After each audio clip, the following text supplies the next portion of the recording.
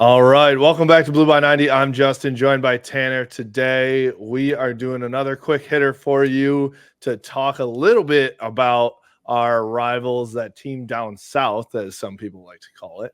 I call them Ohio State, Justin, because I'm not a child. You're an adult, so I'm a grown sense. Man. Yeah, that makes sense. Okay, cool. Yeah, we can do that. We'll call them Ohio State. Yeah. Ohio State came down to the wire, got tested in Columbus by Nebraska. Nebraska's not a bad program right now. Dylan Raiola, I think, is the future for them. He's really good. Matt Rule has them on the up and up, but it wasn't long ago that Nebraska got absolutely routed by Indiana. And True. Ohio State struggled. In fact, there were, for a moment there, it was looking like Nebraska was going to win that football game. And I think, I wanted to touch on a couple things with that. One would be Will Howard, I think, made some mistakes. He is not, he's not a perfect CJ Stroud type guy, right? And a lot of people watched Kyle McCord at Syracuse have one of the worst football games I've ever seen. 3 pick sixes? I think he had 6 INTs total or 5 INTs total. I mean, that's like your first time playing on Heisman. Like you just shell shocked. That was me the first time playing the new NCAA football game this year after a decade of not playing it. So, but anyways, Ohio State upgraded, quote unquote, upgraded to Will Howard in the offseason. He struggled on Saturday, but more than just the play, I wanted to touch on Ohio State's culture right now. One thing that I've noticed is, let's start with the fans. These fans, I want you to pull up the post that you mentioned to me about the Ohio State Penn State game coming up this weekend. Well, and I wanted to say too, because we typically focus on Michigan on our podcast, but you know what?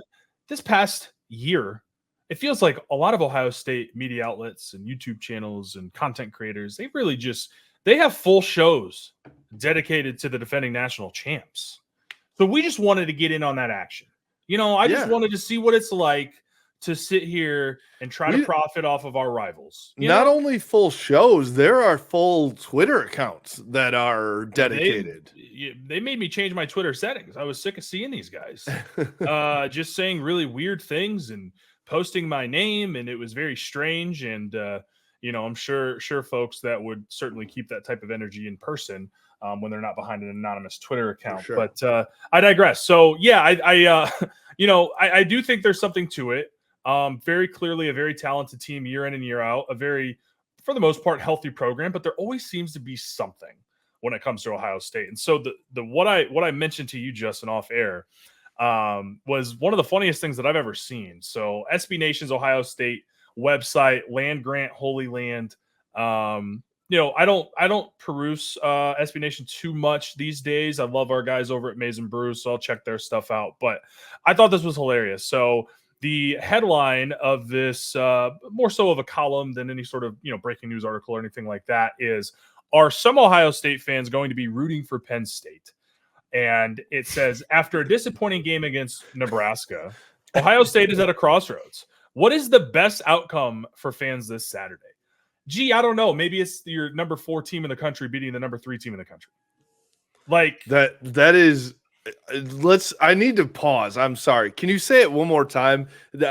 So Ohio State fans are saying that some of their own fan base should root against their team in what is one of the biggest games of the year and a must-win game for them to stay in the college football playoff.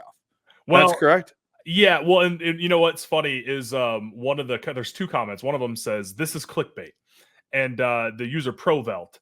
I would not say that this is clickbait, because I will say in this piece of writing, it does talk about who should Ohio State fans root for. So they're very clear about their intent with that headline. But yeah, the last So this is great too. The last, so to a certain extent, I can understand, right? Because we talk about Penn State, we hype them up, and then they lose to Michigan and Ohio State, and they go to 11-2, right? They win their bowl game. They've done that a couple times. But the last part of this piece from SB Nation says, so what are you rooting for? A loss that may finally cause the administration to consider moving on from Ryan Day, or the status quo and another meaningless win against James Franklin's Nittany Lions. I'm sorry, if you're in a top 10 matchup, that's not a meaningless win. We can clown on James Franklin and the Penn State program all you want. They have been a very good team this year. We talked about if Drew Aller is going to play. I've honestly been extremely impressed with him coming back for this junior season that he's put together. He's made some mistakes, but I'll be honest, when I saw him against USC, I liked the fire. He made huge throws on fourth down. I think he's becoming kind of what people thought he would be. I'm honestly turning into an Aller fan. That's besides the point. That is just a crazy thought to have when this is basically a game you need to be able to keep your playoff chances alive. If you lose this one, you've got Indiana coming up. You've got the Boogeyman coming to town the last Saturday. It's a top 3 win, Tanner. It's meaningless is the craziest thing I've ever heard. It's a top 3 win. It is a must win in order to stay in the college football playoff. It's a must win to stay in the Big Ten championship hopes as well. Like it's a crazy talk. And I think their fan base is outrageous. It's wild. Spoiled rotten. And I get it. He hasn't beaten Michigan in the last 3 years. That riles some people up. I understand. He's also won nearly every other game, like literally like 95% of the other games. But I do want to say, because we could, what's great about this, we get to play both sides of this narrative of like, oh, you don't like Ryan Day, but he's winning all these games, but does lose a lot of big time games. He does lose. I mean, he loses playoff games, loses national championships. He is the narrative of that everyone had on Jim Harbaugh pre-2021, which was a better version, honestly. But he also didn't lose bad. He never loses like bad games. Yeah. They get close sometimes, like they did against Nebraska in a game where Nebraska ran more plays, but it was very even as far as the yardage. I also would like to say this while we're on the subject of the Ohio State Buckeyes, is that a lot of people have taken a dump on Donovan Edwards, and he has not had a great season. But all I heard was how great these running backs were. Justin, do you know how many yards they rushed for against Nebraska? Please tell me. It was 64. 64 yards. 64 yards. Wow. Quinshawn Judkins, 10 for 29. That's 2.9 yards per carry, if you can do the math. And Trevion Henderson, 10 for 25. 2.5 yards per carry. So, this might be completely wrong, but did they struggle against Oregon as well? They did. They did struggle running the ball against Oregon. I feel like I don't have it up in front of me, but I don't remember. So Trevion had the big run, but otherwise I don't think they really had too much going for them on the ground. It was a lot of Will Howard. Honestly, Will Howard played really well in that game. 10 rushes for 87 yards for Trevion Henderson with a long of 53. Yeah. And then for Quinshawn Judkins, 11 attempts for 24 yards. With a fumble. So these two top backs in the nation, I get it. Ohio State fans can dog on Donovan Edwards, but you might want to check on your own boys here. So, all right, that's the fan base. I want to talk about the coaching a little bit too. One thing that you brought up pre-show to me was Ryan Day on the sideline. I mean, that was a temper tantrum of all temper tantrums. Not getting a penalty there, because I've seen a coach do not even close to that, honestly. I think Jim Harbaugh broke his headset and a clipboard and got a 15-yard penalty, which helped Ohio State score a touchdown in 2016. And, Ryan Day's out at the logo, essentially, just throwing a tantrum. And I think it all kind of ties back to this conversation about the culture where he's he is feeling a shit ton of pressure, right? Like the things that people talked about with this team. Urban Meyer said it's one of the best teams of the last 10 years, most talented. Let's stop there. Sorry, before you go ahead, I want to stop there of just the idea that Urban Meyer is basically. I think Urban Meyer is so self-centered in that moment that he's saying that he is putting the pressure on Ryan Day, being like, you're not me.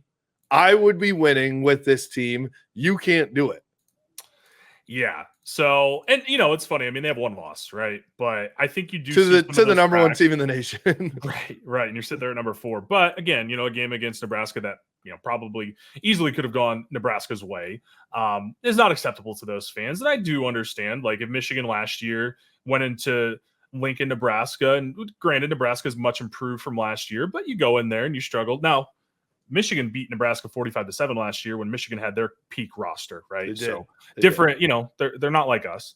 They're not like us. But no, I mean, it's just interesting too when you kind of see all of the things that have come out, and Ohio State, gets the answer from the Big Ten that, it wasn't targeting. And so, I'm sure there was probably some sort of communication to the conference with that situation. I thought it was targeting. I mean, he used his forearm. That's typically a targeting when you go to a receiver's head who's trying to catch the football.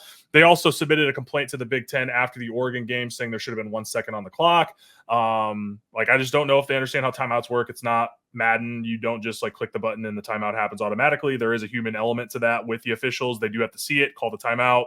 I don't know. And it also was not a first down. So the clock is going to continue to run regardless of what happens. It just seems like there's a lack of accountability from Ryan Day with this program and being able to, he'll say, we got to be better, but then he'll come on and, a radio show and talk about how, well, we had a better team than Michigan last year and all this, that and the other thing. And it's like, well, if you did, you should have won, but you didn't. One bad half the last couple of years, right? Which I'm like, I don't know what half you're referring to. Michigan outscored Ohio State 28-3 in 2022. So maybe that's the one he's talking about. But then Michigan also kicked their ass up and down the field in Ann Arbor in 2021. So I just can't keep track of all the excuses, man. Like, I really can't. Obviously, that's coming from Ryan Day, and it all starts at the top. But one thing I wanted to bring up, too, was the defensive coaching staff for Ohio State. This has obviously been a problem. You can go back to the 2022 Gus Johnson. This is the biggest drive in Jim Knowles' career, and then cuts to immediately Donovan Edwards going for 75 yards. Funniest thing. That's still the funniest clip of all time. But Jim Knowles, one of the highest paid, if not the highest paid D coordinators in the country. I know Michigan's struggling with their very high paid coordinator as well. So tough to talk there. But this tweet from 11 Warriors. Ryan Day says Ohio State needs to look at mixing in its second wave of defensive linemen more, but Jim Knowles is deferring to Johnson on the defensive line rotation. And Ben Axelrod chimed in, is there no hierarchy among Ohio State's coaching staff? Does Larry Johnson just get to do whatever he wants to? That doesn't feel like it's really, hey, they're working well together to me. Yeah, I mean, I see a lot of Ohio State fans who are, kind of Larry Johnson's a legend in college football, right? I mean, he's been a phenomenal coach when he was at Penn State, now at Ohio State. But the last 5 years, how many 5-stars have they gotten? And what has that level of production been? I mean, I can think about Zach Harrison, right, who infamously, from the Michigan perspective, was a lean to Michigan. Michigan was blown out by Ohio State in the shoe, commits to Ohio State. And then what's funny is he never beat Michigan with Ohio State. It's kind of funny how that works. So I think he was maybe a late round pick. Teron Vincent was a 5-star that Michigan and Ohio State were battling for from IMG, big interior defensive lineman. The only thing I really remember from him was when Michigan ran the stretch play against Ohio State in 21, and he just got completely taken out of the play on Blake Corum's long run that set up Hassan Haskins' touchdown in that second half. You look at the guys like JT Tuilamalolo. You like that? I could do that. That's pretty good. Also, this is his week. It's Penn State week, so it's his week. 17 sacks this week, baby. Jack Sawyer. So you just see they have a ton of talent, but it's like, are they really developing? And Jack Sawyer, I thought, had a really good game. I honestly thought he should have gone pro after the Missouri game last year. He had 3 sacks. Thought he looked really good. But he comes back, and I haven't watched every minute of every game of theirs, but I haven't really, in the moments that I've watched, been like, oh wow, been impressed by any of the guys in that front four. So yeah, it's extremely interesting. It seems like there's just kind of some miscommunication within that coaching staff from Ryan Day to the coordinator to the defensive line coach. And yeah, in college football, typically the defensive line coach, or just generally the position coach, is going to dictate the rotations with his specific group. But you would think there'd be some sort of alignment between the position coaches and the coordinator. Before you go to the media, at least, right? Like, at least, hey, let's get on the same page of what we're going to say to these guys, regardless of if you know if what you're going to do on Saturday yet. But for it to, be like you mentioned, lack of accountability for Ryan Day to say, hey, we need to change it up. And then for Jim Knowles to be like, well, actually, that's not my thing. It's all Larry Johnson. It's like, okay, well, you're still the D coordinator, and ultimately you're accountable for what happens on the defense. And so I'm a guy who I like when a coach will like let a position coach or let their guy do their thing, but if it's not working, you have to step in, and it hasn't been working. So I think it's just interesting, and it feels like from the players to the coaches to the fans, there's a lot of tension, and I know there's a lot of pressure, and it feels like, one more loss to Penn State here this weekend. And it's like, oh, like this bubble's going to burst. Yeah. It's really unfortunate we don't live in a reality where Nebraska beats Ohio State. That would have been just comically unbelievable on many levels. But yeah, I mean, they're sitting there at number 4 in the country, but this is a tough matchup. Josh Simmons, their left tackle's out for the rest of the year, and Abdul Carter is one of the best pass rushers in the country. So that's a spot that I think Ohio State has struggled at since his injury against Oregon. Probably can chalk up some of the lack of rushing yards to his unavailability. So we shall see, but I do think there is something to it, man. It's just, I don't know. I mean, because, hey, look, it's fine, but some teams are just not built to win every single game in a season. Just not everybody can do it. It's hard. It's really hard to do. There are only a handful of teams that can go 15-0 and win a season that really doesn't have a loss in it. Zero. Not everybody can do that. And I'll leave you with this tweet that actually just came up for me. It's been 375 days since Ryan Day has beaten a ranked team.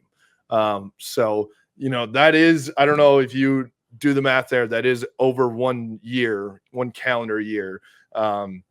So is it the problem of just not being able to beat them, having a soft schedule, all the above, so not beating Michigan, like that's there's got to be longer since they've beaten Michigan, right? Days since Michigan lost to Ohio State. I'm trying to think it. So it wasn't in 23 because Michigan did go 15-0. Oh, it wasn't in 22. It wasn't in 21. Well, and also wasn't in 2020 because they ducked Michigan. They did duck Michigan. So 1,700. That doesn't sound right. But it says 1,795 days. That may be right. Wow. Yeah, that's about right. Yeah, 2019. Wow. That's pre-COVID. A lot of days. That is pre-COVID. We should do a fun segment of like what life was like. Nobody owned masks. I don't know. It was still Twitter. I don't know. It was still Twitter. Gas prices, like we could do that. They were probably still terrible, to be honest. Yeah. All right. Well, that's touching, and that is talking Ohio State right there. That was talking Ohio State. So leave some comments if you have, some feedback for us on how we should cover Ohio State in the future. Yeah. Let us know if we should just completely pivot our model to just talking about our rival like Buckeye Scoop does. We'll just be Buckeye Scoop 2.0. Yes. It'll be great. And we'll cheat in fantasy football and assault people. It'll be fun. All right. For us, you can follow us at Blue by 90 on Twitter, Instagram, Facebook, at Blue by 90 Podcast on YouTube, and blueby90.com. We appreciate you. Go Blue. Go Blue.